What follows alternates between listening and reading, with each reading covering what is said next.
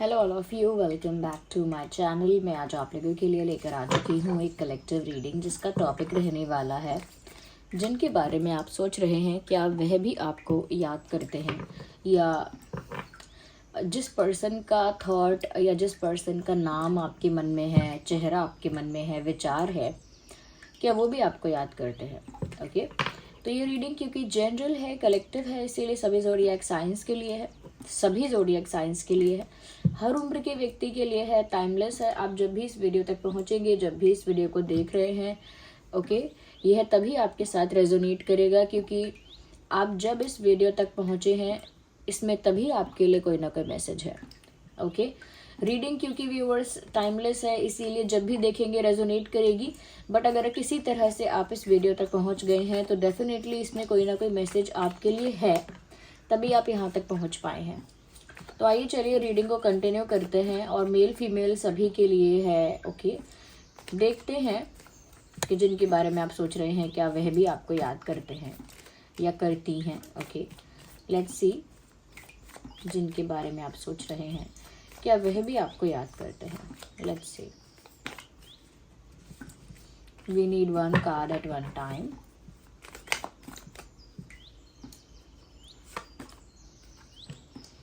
कहीं ना कहीं मुझे ऐसा लगता है कि ये इंसान डिसाइड करते हैं, ऐसा डिसाइड करते हैं कि ये आपके बारे में नहीं सोचेंगे। मतलब बहुत मैच्योरली और बहुत सेंसिबली ऐसा फैसला लेते हैं कि वो आपके बारे में नहीं सोचेंगे या बार बार आपको याद नहीं करेंगे, मुझे ऐसा लगता है। साथ ही साथ व्यूअर्स मुझे ये भी लगता है कि ये जो इंसान है जो भी करना चाहते हैं बहुत सोच समझ कर करना, बहुत प्लान करके करना, बहुत एनालाइज करके करना, इनकी ये आदत है। They are very calculative and very aware and very conscious. एक भी इनका स्टेप अगर ये लेंगे या लेंगी उसका बहुत बड़ा मतलब होगा, उसके पीछे कोई बहुत बड़ा कारण है, उसके पीछे बहुत बड़ा एनालिसिस है, उसके पीछे एक बहुत डीप थिंकिंग है। तो मुझे लगता है कि इन्होंने बहुत सोच समझकर अपने लिए ये फैसला लिया है कि मैं इस बारे में ना सोचूं या नहीं सोचूंगी, ऐसा कुछ। ओके,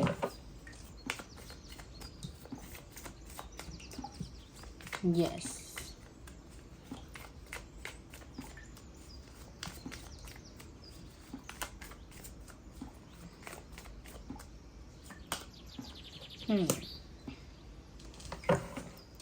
मुझे यहाँ पर ऐसा लगता है व्यूअर्स कि आपके जो पर्सन है कहीं ना कहीं अंदर से अगर वो आपको मिस करते भी हैं, लेकिन कुछ उनके प्रिंसिपल्स, कुछ उनके मॉरल्स उन्हें रोकते हैं इस बारे में कुछ करने से।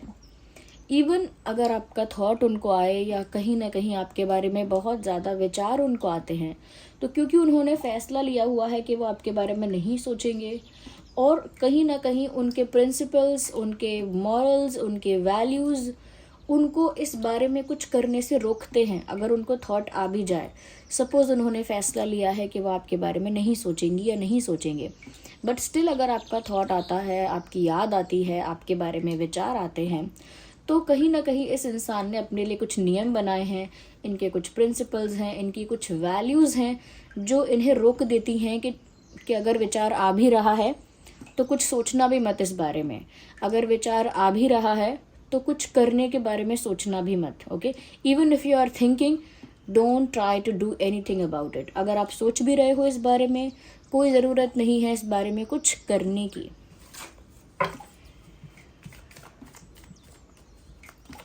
हाई सेल्फ रिस्पेक्ट इस इंसान की मुझे दिख रही है, high self esteem, high self respect.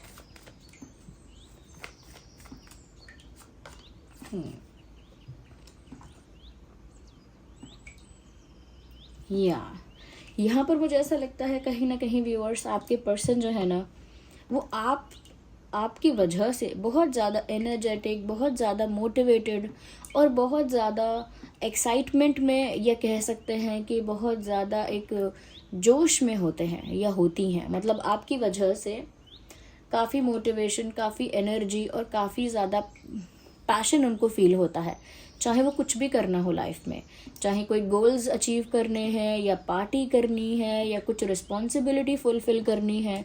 अगर आप साथ में हो उनके लिए फिर सब कुछ एक सेलिब्रेशन जैसा हो जाता है if you are with them. अगर आप साथ में हो तो उनको बहुत एनर्जी मिलती है जैसे, तो आप उनके लिए जैसे सोर्स ऑफ एनर्जी हो। तो एनर्जेटिकली डिपेंड है इंसान आप पर। अगर आप साथ में नहीं होंगे तो दे विल डू एवरीथिंग, वो सब कुछ करेंगे, बट उनके फेस पर ना एक उदासी होगी या उनकी एनर्जी बहुत डाउन होगी। कोई उनसे पूछेगा आप थके हुए हो क्या, आप टायर्ड हो, आप एग्जॉस्टेड लग रहे हो, बिल्कुल यहाँ पर ये चीज़ है। दे आर डूइंग एवरीथिंग, वो सब चीज़ें वैसे ही कर रहे हैं या कर रही हैं जैसे करनी चाहिए, बट उनके फेस पर एक टायर्डनेस है, एक एग्जॉशन है कि वो एग्जॉस्ट हो चुके हैं, टायर्ड हो चुके हैं। फेस पर वो शाइन नहीं है, वो ग्लो नहीं है, वो तेज नहीं है, क्योंकि एनर्जेटिकली वो इतने ज़्यादा अप नहीं फील कर रहे, एनर्जेटिकली काफ़ी डाउन फील कर रहे हैं। तो जिनके बारे में आप सोचते हैं उन्हें आपके विचार आते भी हैं, उन्हें आपकी ज़रूरत का भी एहसास होता है। ओके, ज़रूरत का भी एहसास होता है, बट उसके बाद क्या होता है, वो एनर्जेटिकली अफेक्ट हो जाते हैं और उनकी एनर्जी डाउन हो जाती है। बट क्योंकि वो अपने अपने वादे के या अपने प्रिंसिपल्स के या पता नहीं अपने नियमों के, अपने रूल्स के काफ़ी पक्के हैं या पक्की हैं, इस वजह से उन्होंने जो डिसीजन लिया है कि वो इस बारे में सोचेंगे नहीं, सोचेंगे तो इस बारे में कुछ करेंगे नहीं, उस बात पर अड़े रहते हैं।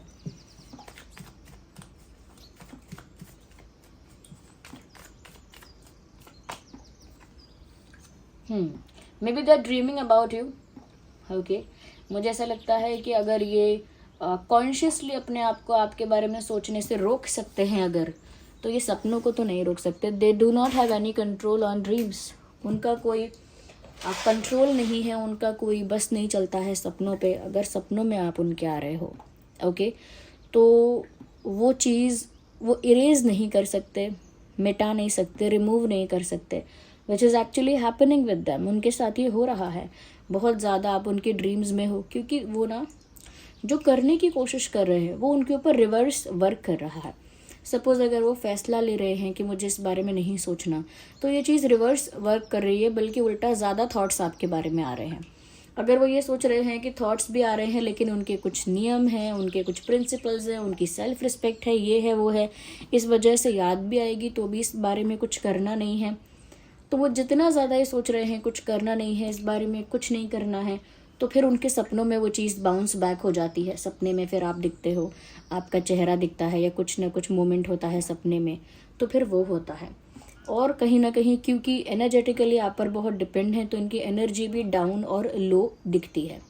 ओके, तो ये सब चीज़ें, ये जो भी करना चाह रहे हैं कॉन्शियसली, जो भी डिसाइड करके करना चाह रहे हैं, वो उल्टा वर्क कर रहा है उनके ऊपर, because they are not understanding the psychology. जब अगर किसी को बोलो कि छत पर मत जाना, बिल्कुल मत जाना, वो बार बार छत पर जाएगा। आप किसी को बोलोगे कि ये वाला टीवी शो बिल्कुल मत देखना, आपके लिए नहीं है, नहीं नहीं आप मत देखना, आप देख ही नहीं सकते, वो वही टीवी शो देखेगा। You understand. या बच्चों को बोलोगे कि आप मेकअप नहीं लगाना, तो बच्चे पहले मेकअप लगाएंगे।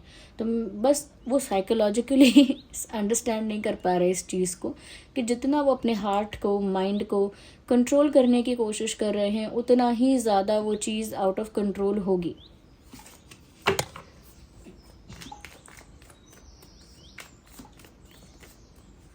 तो मेल फीमेल वो जो भी हैं, वो उस साइकोलॉजी को समझ ही नहीं पा रहे हैं।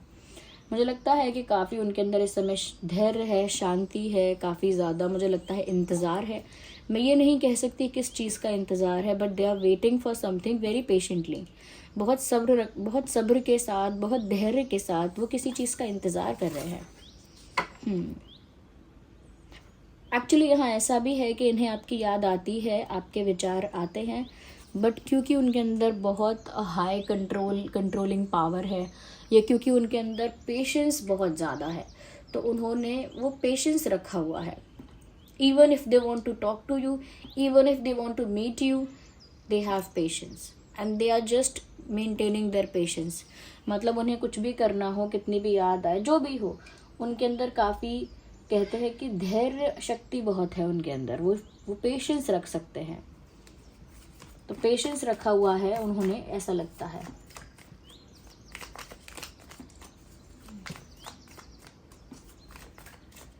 मैं देख लेती हूँ, इसके बारे में भी और कुछ क्लियर हो जाएगा अभी।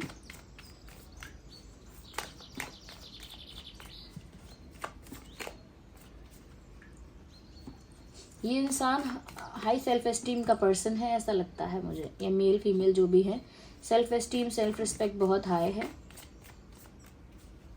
मॉरल्स, वैल्यूज एंड प्रिंसिपल्स इनके बहुत हाई हैं। देखिए कार्ड आ गया यहाँ पे। मुझे यहाँ कंपैरिजन की बात नज़र आ रही है। कहीं ना कहीं मुझे ऐसा लगता है व्यूअर्स कि वो जो सोच रहे हैं ना आपके बारे में, या जितनी भी जैसी भी आपकी याद आती है वो इस बारे में आती है कि तुलना करते वक्त याद आती है, या वो तुलना करते हैं उस वे में याद आती है। वो कंपैरिजन करते हैं या तो आपका किसी और से, या फिर आपका आपके अर्लियर वर्जन से, कि आप पहले कैसे थे व्यूअर्स आप, और अब आप कैसे हो चुके हो, कंप्लीटली चेंज्ड। तो वो कहीं ना कहीं वो एक कंपैरिजन करते हैं, तब आपके बारे में विचार बहुत आता है। या दूसरा, आपकी तुलना किसी और से करते हैं, कोई और है उनके लाइफ में, या उनकी नज़र में, उनके सराउंडिंग्स में, या पहले था, ओके उनका कोई एक्स था या उनका कोई पास्ट पर्सन था, उससे कंपैरिजन करते हैं कि आप कैसे हो। या फिर ये अपनी सिचुएशन की तुलना करते हैं। मुझे एक बार क्लैरिफिकेशन और चाहिए। ये कंपैरिजन तो हो रहा है।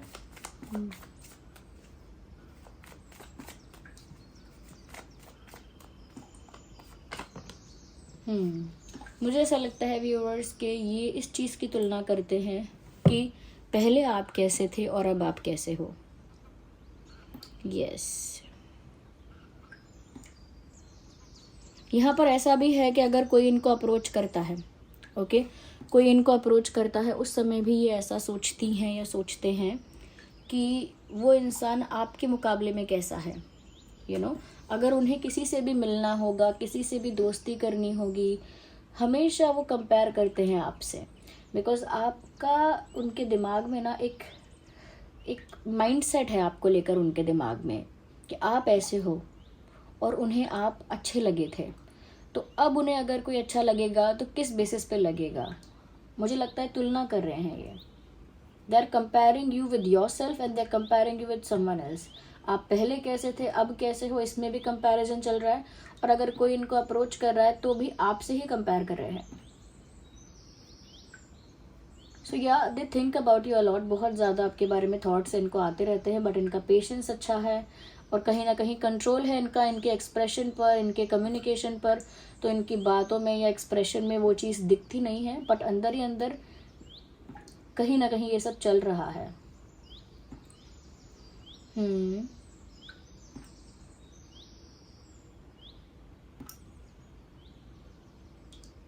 मुझे ऐसा लगता है व्यूअर्स कि जिसके लिए आप ये रीडिंग देख रहे हो, क्या वो लॉन्ग डिस्टेंस में है। अगर लॉन्ग डिस्टेंस में नहीं है तो ये इंसान कहीं बहुत ज़्यादा ट्रैवल करता रहता है या करती रहती है, काम की वजह से, रिश्तेदारी की वजह से, पढ़ाई की वजह से, या फिर शायद पसंद है घूमना फिरना इस वजह से।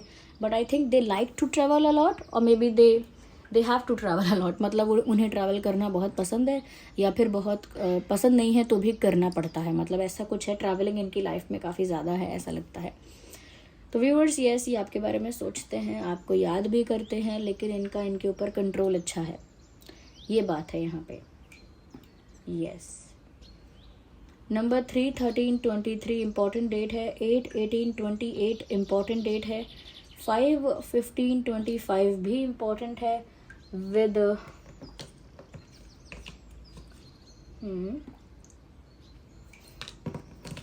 विद 7, 17, 27, 11, 21, 31, 2, 12, 22। या ये कुछ डेट्स है व्यूअर्स जो आपके लिए या उनके लिए रेलेवेंट हो सकते हैं। ओके, कुछ इम्पॉर्टेंट मंथ मैं आपको बताती हूँ। जुलाई इम्पॉर्टेंट हो सकता है, मई इम्पॉर्टेंट हो सकता है।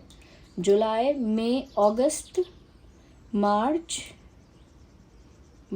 And November and